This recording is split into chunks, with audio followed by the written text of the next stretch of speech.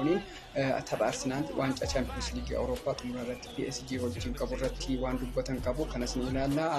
Albiyoolaan filannoo koo afuraffaadhaan jedhe jechuudhaan Kylian Mbappé dubbatee jira. Kaayiroo Mitoomaan waancaa addunyaa ta'ee jira. Kanneenii fi kanneen biroollee odeeffannoo keenya har'aa keessatti qabannee jirra. Isinirraa kan eegamu hanga xumuraatti nu faana bu'uudhaan hordofuu qofa. Odeeffannoo keenya jalqabaatiin taphni Pirimeer Liigii Ingiliz torbee 37ffaan har'a galgala fi Aston Villaan dirree isaa Viilla Paark irratti Liverpool keessummeessuun eegala. Kilaboonni kun lamaan qabxii walqixaa 59 qabaachuu sadarkaa 4ffaa irratti kan argaman yoo ta'u, Liverpool galchii 2 qabaachuu sadarkaa 4ffaa irra taa'ee jira. Tapha kana irratti kilabni injifatame hirmaannaa Champions League bara dhufu argachuuf morkii kan biraan keessa seena. Kilabni sadarkaa 6ffaa irra jiru Bournemouth qabxii 55 waan qabuuf carraan sadarkaa 5ffaadhaan xumuruu isaanii ni bal'ata. Aston Villa fi Liverpool dorgommiiwwan as dura taasisan 10 keessaa Villaan Liverpool injifachuu hin dandeenye. Liverpool torba injifachuun 3 qixaan xumuree jira. Aston Villaan gahumsa gad aanaa bu'aa yeroo dhiyoo as agarsiisaa jira. Taphoota 5 as dura taasise keessaa tokko qofa kan inni injifate. Liverpool ammoo 3 injifatee tokko injifatamuun tokko qixaan xumuree jira. Kilaboonni kun lameen har'a galgala sa'aatii 4 irratti kan wajjin morkatan ta'a. Aston Villaan tapha kana booda tapha torbee 38ffaa irratti gara Itihaaditti imaluudhaan Manchester City wajjin kan inni taphatu. Tapha kana injifachuun kan isarraa eegamu maaliif tapha torbee dhuftuutiin Itihaad irratti kan taphatu waan ta'eef akkasumas Manchester City waan jedhaaf waan mormatuuf haala salphaatti qabxii ni argata jedhamee eegamu. Taphoonni Pirimeer Liigii Ingiliz kun itti fufuudhaan guyyaa dilbata Manchester United Old Trafford irratti Nottingham Forest ni keessummeessa. Wolverhampton Fulham wajjin, Everton Sunderland wajjin, Leeds United Brighton and Hove Albion wajjin, Brentford Crystal Palace wajjin, Newcastle United sa'a tokko walakkaa irratti West Ham United kan keessummeessu ta'a. Pirimeer Liigiin Ingiliz kun kilaboota Champions League Awurooppaa irratti hirmaatan akkasumas kilaboota gadi bu'uudhaaf wal morkii taasisaa jiru keessattuu West Ham United fi Tottenham kilaboota sadarkaa 18ffaadhaan xumuree gara liigii gadiitti fi Championshippitti gadi bu'uudhaaf sadaffaa ta'e kan beeksisan ta'a. Kilaboota sababa kanaaf dorgommii addaa kan isaanii gaggeessan irratti argamani. Odeeffannoo biraatti yoo dabaru leenjisaan Atileetiikoo Maadrid Diyaagoo Simooniin Arsenaal garee jabaa akka ta'e dubbatanii jiru. Arsenaal waancaa Champions League ni injifata jedheen eegaa kan jedhan Simooniin wanti isaan dhaabumatti mul'atu jedhaniiru. Simooniin itti dabaluun PSG'n garee gahumsa olaanaa qabu ta'us galgala sana garuu madaallii waliigalaa Arsenaalii fi jabina taphaa isaanii ni dandamatu jedhee hin eegu jedhaniiru. Odeeffannoo biraatiin leenjisaan Real Madrid Albiyoolaan ati filannoo koo afuraffaadhaan jedhe jechuudhaan Kylian Mbappé dubbatee jira. Taphataan sarara fuuldura Real Madrid Kylian Mbappé yaada nama ajaa'ibsiisu leenjisaa isaa irratti kenneera. Albiyoolaan ati filannoo koo afuraffaadhaan jedhe jechuun kan dubbate Mbappé leenjisaa kanaa waliin walitti dhufeenya gaarii akka hin qabneef agarsiiftuu tokkodha jedhameera. Mbappé waa'ee wal morkii taphattoota gidduu jiru ilaalchisuun yaada kenneen Viinii wajjin waliin dorgomuuf ciminaan hojjechaa jira jedhee jira. Yaada Mbappé irratti gaafatamummaa deebii kan kennan leenjisaan kilabichaa Albiyoolaan ani Mbappéedhaan ati filannoo koo afuraffaadha hin jenne kan jedhan yoo ta'u tarii nan hubanne ta'a akkamittiin akkas ittiin jedha jechuudhaan kan leenjisaan kun dubbatan. Odeeffannoo biraatiin taphataan Brighton Kaayiroo Mitoomaan waancaan addunyaatiin ala ta'ee jira. Taphataan sarara fuulduraa Brighton fi garee biyyaalessaa Jaappaan Kaayiroo Mitoomaan miidhamaan waancaa addunyaatiin ala ta'ee jira. Mitoomaan tapha kilabni isaa Wolves faana taasise irratti miidhamuun dirreen ala kan bahe yoo ta'u carraa waancaa addunyaa irratti hirmaachuu isaa muraasas jedhamee jira. Odeeffannoo biraatiin Eduardo Camavingaan filannoo waancaa addunyaatiin ala ta'ee jira.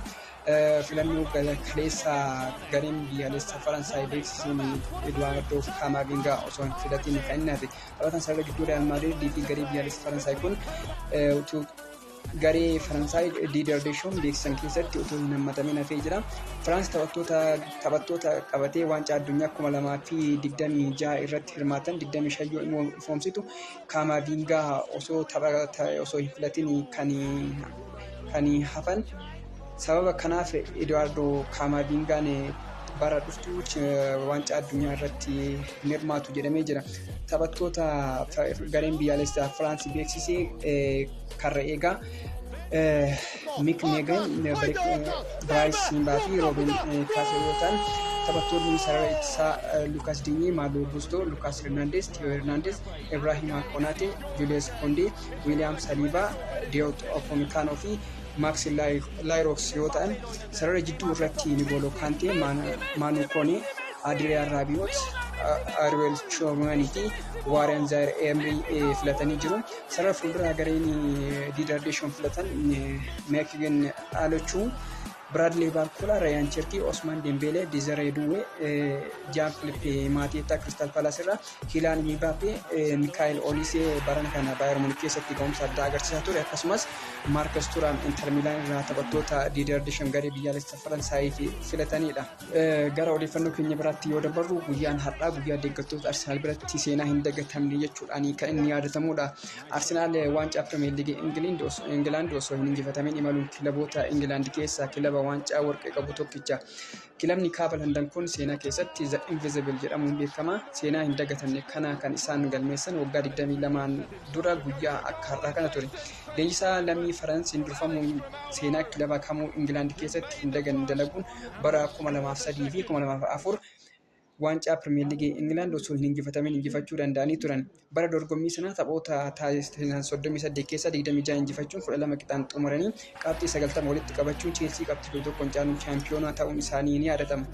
Bara 1888-89 Preston North End seenaa wal fakkaataa dalaganii turan. Garuu yeroo sana taphoota 27 qofatu gaggeeffama. Kanaaf kilabni taphoota 38tiin seenaa kana raawwate Arsenaal qofaadha. Arsenaal bara dorgommii sana taphoota 4 hambisuun chaampiyoona ta'uu isaa kan mirkaneeffate yoo ta'u, taphoota irratti injifatamuuf qarqara irra ga'es qaba ture. Keessattuu tapha Manchester United faana qixa xumuran irratti Manchester United daqiiqaa xumuraa rukuttaa adabbii xumuraa argachuun Rod van Nistelrooy afkarroo irraan gara samiitti ol baasuun Arsenaal akka hin injifatamnee fi taphataa gahee olaanaa ba'ateedha. Peenaaltii sana osoo Rod van Nistelrooy gara hojiitti jijjiireeti tarii Arsenaal The Invisible hin jedhamu ture har'atti.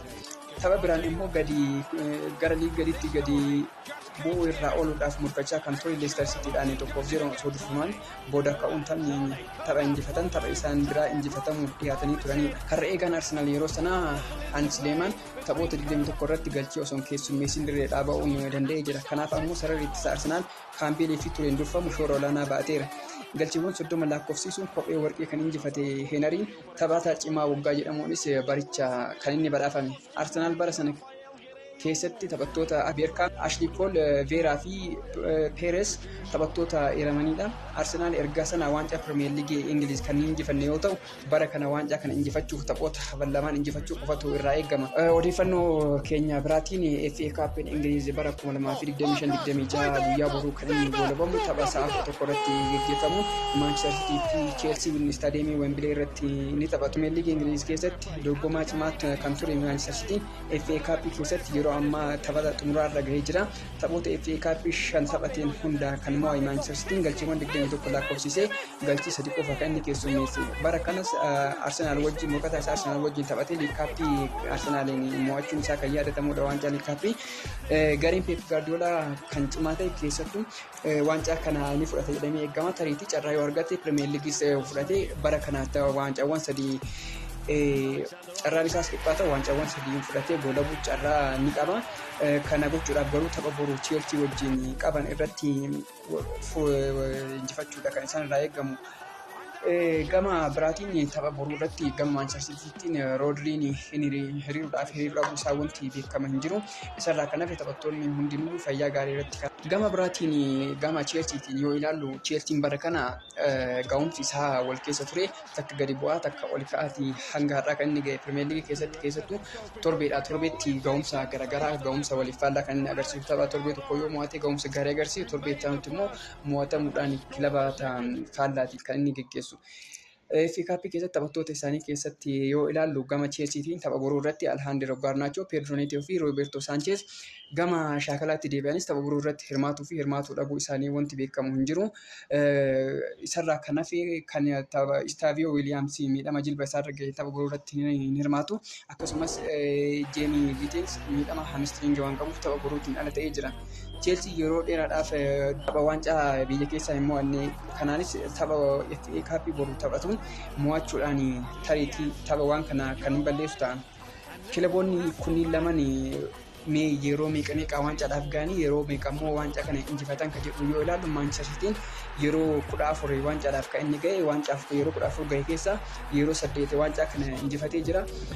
Yeroo jalqabaa bara 1904tti Manchester City waancaa kitaab kan inni fudhate akkasumas bara 1934 1956 1969 2011 akkasumas waancaa kana fudhatee jira. Gama Chelseatiin akkasuma haaluma wal fakkaatu yeroo 8 waancaa kana kan inni fudhate yeroo 16 xumuraa ga'uudhaan yeroo 16 keessaa yeroo 8 walakkaa isaa kan inni waancaa fudhate walakkaa isaa kan inni mo'ame jechuudha.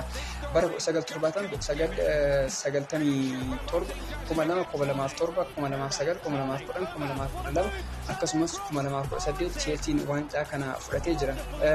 Kana jechuun tapha biroo irratti garee mo'ate waancaa kana yeroo 9ffaadhaaf kan inni mo'atu kanaanis garee kamtu akka caalu kan inni ifa adda baasuudha. Odeeffannoo keenya biraatiin laaligaan Ispeen bara kana chaampiyoonaa eenyu akka ta'e nu beeksisee jira. Garuu haala hin eeggamneen kilaboota gadi bu'anii hanga ammaatitti kan inni beeksise kilaba tokko qofa innis Real Oviedoodha. Isarraa kan hafe kilabootni lama ni hafu tapha xumuraa irratti tapha xumuraatiin kan inni adda ba'uudha. Maaliif taphoota lamatu hafee laaligaa Ispeen kanaan taphoota lamaan kilaboonni maal fakkaata kan jedhamee haala ilaalluuti. Sadarkaa 8ffaa irra kan jiru Real Sociedad 45 kan inni qabu isarraa kan Athletic Bilbao 44, Sevilla 44, Rayo Vallecano 44, Osasuna 43, Valencia 43, Espanyol 42, akkasumas Deportivo Alaves 40, Elche 40, Mallorca 39, Levante 39, akkasumas Girona's qabxii 40 qaba. Kilaboonni taphoota lamaan abbaan injifate kilaboota kanneen keessaa carraan isaa bara 2026-27 laaligaa keessa turuudhaaf qabu carraa olaanaadha. Isarraa kan hafe kilaboonni lamaan tariitii Alexander-Arnold.